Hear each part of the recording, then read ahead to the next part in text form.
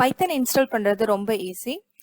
அதுக்கு நாம நம்மளோட வெப் ப்ரௌசர்ல பைத்தன் அப்படின்னு நீங்க டைப் பண்ணீங்கன்னா அது அதோட ஆர்கனைசேஷனல் வெப்சைட்க்கு நம்மள கூட்டிட்டு போயிடும். இதுதான் பைத்தனோட ஆர்கனைசேஷனல் வெப்சைட். இது அதோட ஹோம் பேஜ். இங்க பாத்தீங்கன்னா டவுன்லோட்ஸ்ல அதோட லேட்டஸ்ட் வெர்ஷன் நீங்க பார்க்க முடியும்.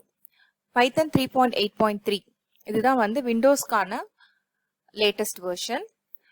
பைத்தன் பாத்தீங்கன்னா அது ஒரு பிளாட்ஃபார்ம் இண்டிபெண்டன்ட், அதாவது எல்லா ஆப்ரேட்டிங் சிஸ்டம்லயும் அதால ஒர்க் பண்ண முடியும்.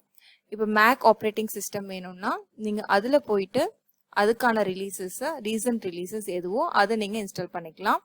இப்போ என்னோட சிஸ்டம் பாத்தீங்கன்னா விண்டோஸ் சிஸ்டம். ஸோ அதுக்கு தேவையான விண்டோஸ் பைத்தன் 3.8.3 வெர்ஷனை நான் இன்ஸ்டால் பண்றேன். இப்போ அதோட எக்ஸிக்யூட்டபிள் ஃபைல் என்னோட சிஸ்டம்ல டவுன்லோட் ஆயிட்டு இருக்கு. இது கொஞ்சம் நேரம் எடுக்கும். ஒன்ஸ் இந்த எக்ஸிக்யூட்டபிள் ஃபைல் இன்ஸ்டால் ஆன உடனே, டவுன்லோட் ஆன உடனே நாம நம்மளோட சிஸ்டம்ல பைத்தனை இன்ஸ்டால் பண்ணிக்க முடியும். இது பை டிஃபால்ட் டவுன்லோட்ஸ்ல சேவ் ஆகும். பாத்தீங்கன்னா பைத்தன் 3.8.3 வெர்ஷன் என்னோட சிஸ்டம்ல டவுன்லோட் ஆயிருக்கு. இதை நீங்க டபுள் கிளிக் பண்ணீங்கன்னா அதோட இன்ஸ்டலேஷன் தானா ஸ்டார்ட் ஆயிடும். இதுதான் பைத்தனோட setup file. By default program ஃபைல்ஸ்குள்ள பைத்தன் ஒரு ஃபோல்டர் கிரியேட் பண்ணி அதுல இந்த வெர்ஷன் இன்ஸ்டால் ஆயிடும். இல்ல நமக்கு தேவையான லொகேஷன்ல வேணும்னா நம்ம கஸ்டமைஸ் இன்ஸ்டலேஷன் சூஸ் பண்ணணும். இப்போ நான் வந்து எனக்கு இந்த டிஃபால்ட் ஃபோல்டர்ல போட வேண்டாம், அதனால நான் கஸ்டமைஸ்ட் இன்ஸ்டலேஷன் போறேன். இதுல நெக்ஸ்ட் கிளிக் பண்ணோம்னா அது ஒரு பாத் கொடுக்குது.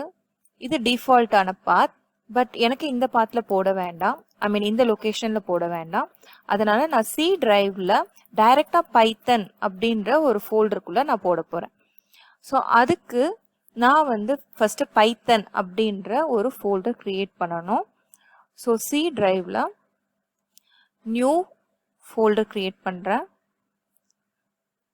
அதுக்கு நான் பைத்தன் அப்படின்னு நேம் பண்ணிடுறேன். ஸோ சி டிரைவ்ல பைத்தன் அப்படின்ற ஃபோல்டருக்குள்ள என்னோட பைத்தன் இன்ஸ்டால் பண்ண போறோம் நம்ம. ஸோ இப்போ இந்த இடத்துல பைத்தன் ஃபோல்டர் கிரியேட் பண்ண பிறகு நம்ம இன்ஸ்டால் கொடுத்துடலாம். ஸோ இன்ஸ்டலேஷன் ப்ராசஸ் ஸ்டார்ட் ஆயிடுச்சு. இது கொஞ்சம் செகண்ட்ஸ் ஆகும். என்னோட செட்டப் ப்ராசஸ் இன்னும் போயிட்டு இருக்கு. ஒன்ஸ் இந்த செட்டப் சக்சஸ்ஃபுல் அப்படின்ற மெசேஜ் வந்த பிறகு நீங்க இந்த பாப்அப் விண்டோவை க்ளோஸ் பண்ணிடலாம்.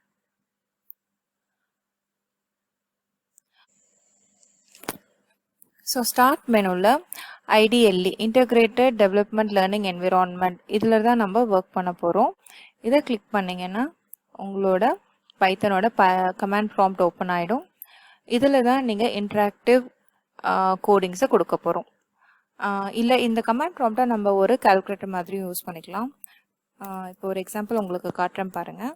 இப்போ 78 + 56 கொடுத்தா அது 134 அப்படின்னு வந்துடுது. இல்லை சின்னதாக ஒரு ப்ரோக்ராம் மாதிரி பண்ணணும்னாலும் நீங்கள் கொடுக்கலாம். இது எல்லாமே வந்து இன்ட்ராக்டிவ். இதை நீங்கள் சேவ் பண்ண முடியாது. பட் நம்ம வந்து எப்போவுமே ஒரு ஸ்கிரிப்டிங் மெத்தட் தான் யூஸ் பண்ணுவோம். ஸோ நம்ம ப்ரோக்ராம் டைப் பண்ணிவிட்டு அதை சேவ் பண்ணி அதுக்கப்புறம் தான் அதை ரன் பண்ணுவோம். அதுக்கு நீங்கள் இந்த ஃபைல்ஸில் போய் நியூ ஃபைல் அப்படி க்ரியேட் பண்ணிங்கன்னா உங்களுக்கு ஒரு ஃபைல் க்ரியேட் ஆகிடும். இங்கே தான் நீங்கள் பைத்தன் கோடிங் நீங்கள் டைப் பண்ணுவீங்க. நான் இப்போ சின்னதாக ஒரு பைத்தன் கோட் டைப் பண்ணி காட்டுறேன். இதை நீங்கள் சேவ் பண்ணணும். ஸோ பை டிஃபால்ட் நம்ம எங்கே பைத்தன் சேவ் பண்ணமோ அங்கே தான் வந்து நம்ம ப்ரோக்ராம்ஸும் சேவ் ஆகும். அதனால தான் நான் ஒரு ஃபோல்டர் க்ரியேட் பண்ணி அது உள்ள என்னோட பைத்தனை இன்ஸ்டால் பண்ணியிருக்கேன். ஸோ இங்கே ஃபார் எக்ஸாம்பிள் இதை டெமோ அப்படின்னு சொல்லி நான் சேவ் பண்ணுறேன். PY Python, PY stands for Python, இதுதான் இதோட எக்ஸ்டென்ஷன். ஒன்ஸ் சேவ் பண்ண பிறகு நீங்கள் அந்த ப்ரோக்ராமை ரன் பண்ணலாம். ரன் பண்ணிங்கன்னா அது கமாண்ட் ப்ராம்ப்டில் தான் உங்களுக்கு ஆன்சர் காட்டும். பாருங்கள், ரன் பண்ண உடனேயே என்னோட ப்ரோக்ராம் ரன் ஆகி இந்த இடத்துல என்னோட அவுட்புட் காட்டுது. இப்படி தான் நம்ம பைத்தனில் ப்ரோக்ராம் பண்ண போகிறோம்.